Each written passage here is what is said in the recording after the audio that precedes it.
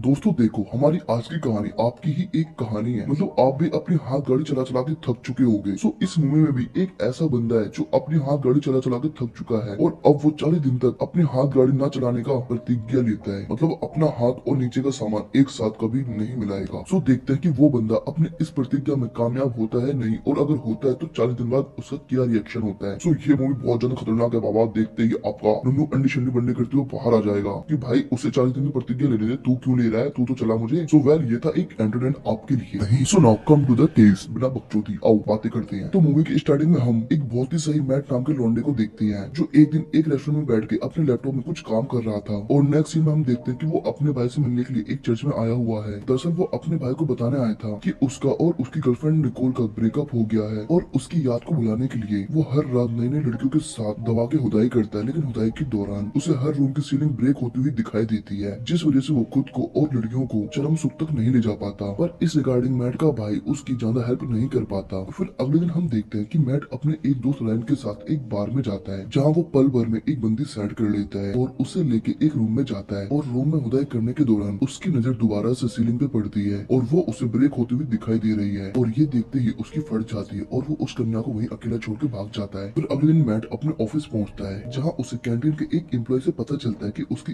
Ex girlfriend Nicol की engagement हो चुकी है। अब ये सुनते ही वो निकोल के पास पहुंचता है जहाँ वो देखता है कि सचमुच निकोल की एंगेजमेंट हो रही है और बेचारा गम में डूब जाता है। लेकिन आपको ना पता हो, मैट के पास बंदियां पटाने की निंजा टेक्निक होती है और वो यहाँ गम में डूबा हुआ फिर से एक नई बंदी पटा लेता है और वो उसके साथ यहीं पे चुम्मा चाटी का प्रोग्राम आरंभ कर देता है। फिर इसके बाद मैट अपने भाई से दोबारा मिलता है और इन सब चीजों के बारे में अपने भाई को भी बताता है। पर उसका भाई उसे कुछ सजेस्ट कर पाता है इससे पहले ही मैट ऐलान करता है कि आज से ही वो 40 दिन तक किसी भी लड़की के साथ संभोग नहीं करेगा और न ही खुद अपने हाथ और नीचे के सामान को एक साथ मिलने देगा। मतलब मास्टरबीट भी नहीं करेगा। अब मैट का ये ऐलान सुनते ही उसका भाई बोलता है, मैट तुम ये क्या कर रहे हो, ये बहुत बड़ा काम है, बिल्कुल नामुमकिन काम है, इसमें बड़े बड़े महान योद्धा ढेर हो गए हैं और कोई भी वीर योद्धा आज तक इस तरह के काम में नहीं टिक पाया है। अब ये प्रतिज्ञा लेने के बाद ही मैट अगले दिन अपने रूम से वो सारी चीजें हटा देता है जिससे उसके अंदर का शैतान खड़ा हो जाता था। इस तरह मैट 4-5 दिन काट लेता है। फिर एक दिन उसके पास रियान आता है और उससे बोलता है चल दोस्त क्लब चलते हैं। पर मैट बोलता है नहीं मेरे वीरे, तू जा, मुझे आज चड्डी धोनी है। फिर अगले सीन में हम मैट को लॉन्ड्री में देखती है जहाँ उसकी मुलाकात एक एरिका नाम की लड़की से होती है। अब यहाँ एरिका मैट पे लट्टू हो गई थी और वो उसे पटाने की काफी कोशिश करती है, पर मैट तो फुल सख्त खड़ा हुआ सामान बन चुका था। तो इसलिए वो जानबूझ के एरिका के सामने गूंगा होने की नाटक करता है क्योंकि उसे पता है कि उसने अगर मुंह खोल दिया तो अगले ही पल वो उसे अपने बिस्तर पे ले जाएगा। फिर फाइनली एरिका अगले हफ्ते मिलने का बोलकर यहाँ से चली जाती है। फिर ऑफिस में काम करते हुए मैट को एक हफ्ता बीत जाता है। फिर एक दिन मैट का भाई उसके घर में उसके डस्टबिन में उसके सारे दुख के औजारे लाइक गंदी सीडीज, पेन ड्राइव्स, ऑयल और मशीन वगैरह डस्टबिन में पड़े हुए देखता है। तो मैट से पूछता है ये सब क्या है। तो मैट बताता है मेरे भाई, जो मैंने 40 दिन की प्रतिज्ञा ली है ये सब उसी के लक्षण है। एंड नेक्स्ट डे मैट की ये खबर उसके ऑफिस कलीग को भी पता चल जाती है जहाँ उसके सभी दोस्त इस पे सट्टे बाजारी का काम करने लगती है। मतलब कोई बोलता है कि वो 40 दिन तक बिना हिलाए नहीं रह सकता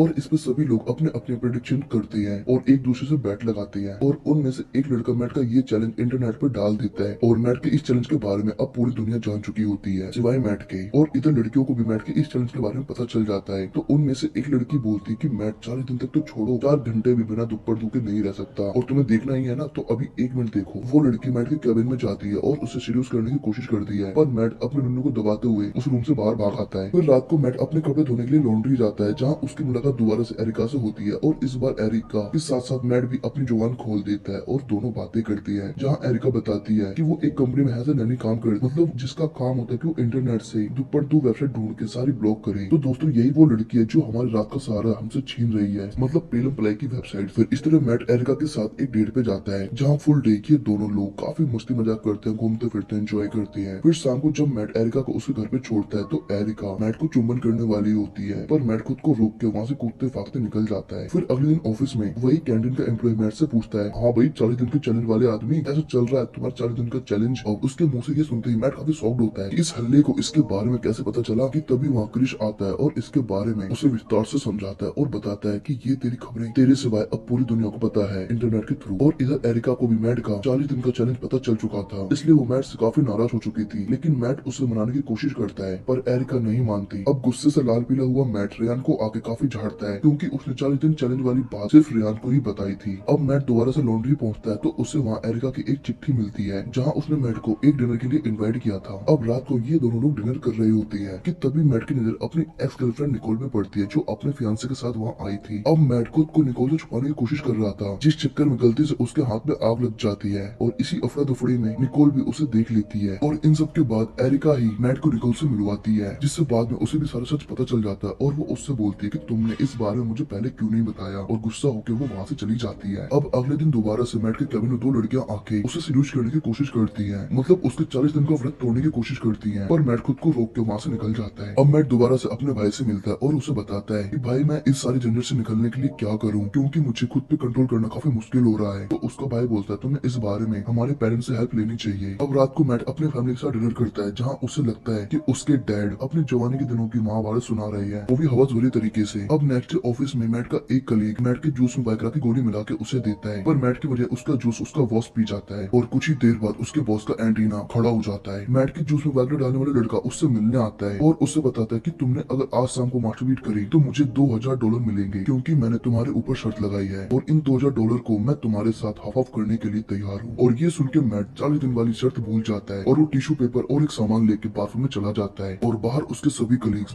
बाथरूम के बाहर ऐसे हल्ला काट रहे थे जैसे कि किसी की बारात आ रही हो, पर अंदर मैट को अपनी बगल वाली बाथरूम से हाथ गाड़ी चलाने वाले किसी दूसरे इंसान की आवाज आ रही थी। और चेक करने में मैट को पता चलता है कि ये और कोई नहीं बल्कि उसका बॉस है, जिसने गलती से वाइग्रा खा ली थी और उसके असर में इसने अभी तक 4 बार हाथ गाड़ी चला चुका है। और इन सब चीजों से परेशान होकर वो खिड़की से बाहर भाग जाता है और सीधा एरिका से मिलने उसके घर पहुंच जाता है। और रात को ये दोनों लोग एक फूल के सहारे एक दूसरे को सहलाते हुए सो जाते हैं। पर सुबह जब एरिका की नींद खुलती है तब तक मैट वहाँ से जा चुका होता है। और इधर मैट एक प्रेजेंटेशन में आया हुआ था, जहाँ उसका नीचे का एंटीना काफी टाइट हो रखा था और ये देख के उसके बॉस उसे घर जाने को बोल देते हैं। और उसी रात मैट की एक्स गर्लफ्रेंड निकोल उससे मिलने के लिए उसके घर आती है और वो बताती कि उसका उसके फियांसे से ब्रेकअप हो गया है। और ये बोलते हुए निकोल मैट के क्लोज आने की कोशिश करती है, पर मैट नहीं पिघलता। इसलिए निकोल अगले दिन ब्रिस्ट के पास जाती है और उससे बैट लगाती है, जहाँ उसे पता चलता है कि 40 दिन कंप्लीट होने के बाद ही मैट ने एरिका के साथ दुख पर दुख करने का प्लान बना रखा है, आई मीन पलंग तोड़ खुदाई करने का। अब ये सुनते ही निकोल जलन के मारे बोलती है कि वो 40 दिन से पहले ही मैट का पानी निकाल देगी। और इधर मैट का सामान बिल्कुल फन फैलाए एनाकोंडा जैसा खड़ा हो चुका था, जिसे शांत करने के लिए मैट बर्फ और ठंडे पानी जैसे कई लेपों का यूज करता है। और अब 40 दिन आते आते मैट को हर लड़की टॉपलेस दिखने लगी थी और इस बार में हेल्प मांगने के लिए वो अपने भाई के पास चर्च में जाता है, जहाँ उसका भाई ऑलरेडी एक नन के साथ चुम्बन चाटी प्रक्रिया में लीन था।